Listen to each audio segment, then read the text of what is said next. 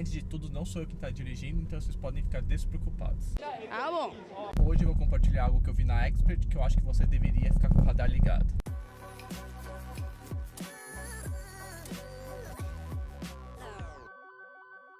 Bom, como vocês sabem, a dívida do nosso país está bem grandinha.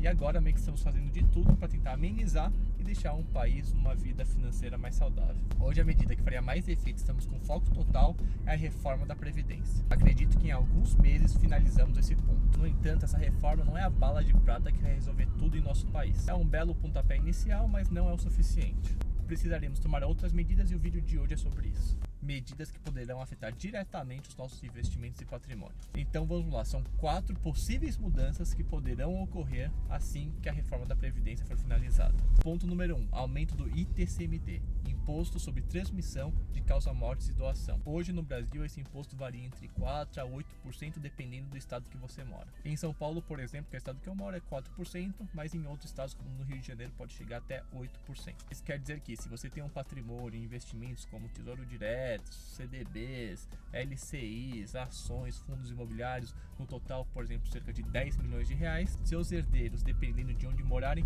deverão pagar até cerca de 800 mil reais. E isso só de imposto, sem considerar os custos burocráticos, do inventário, do advogado, etc. Você acha isso alto? Pois é, o Brasil é um dos países que tem a menor alíquota desse imposto. No Chile é 35%, nos Estados Unidos 40%, no Japão 55% e na França chega até 60%. Quase 8 vezes superior que é cobrado no Brasil.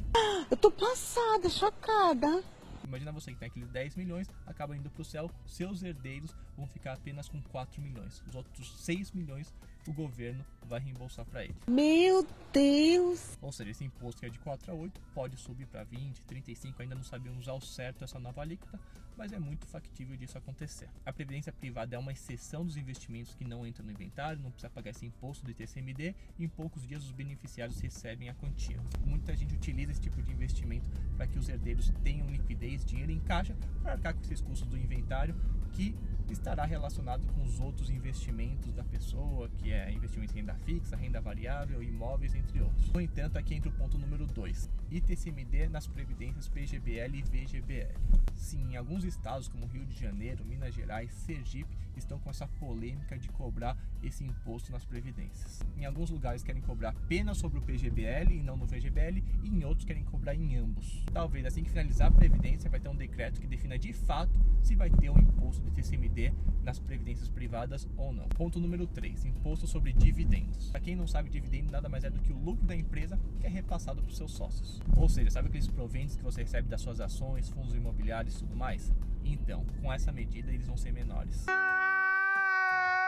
E vou ler, as pessoas que têm holding familiares, pessoas que têm um patrimônio relevante em imóveis que constituem uma pessoa jurídica para colocar os imóveis para melhor administrar, podem sofrer também com essa medida. Pra você ter uma ideia, hoje se a pessoa tem um imóvel na pessoa física, ela paga em torno de 27,5% de imposto sobre o aluguel. Na empresa, no caso da holding, esse imposto chega a menos de 15%.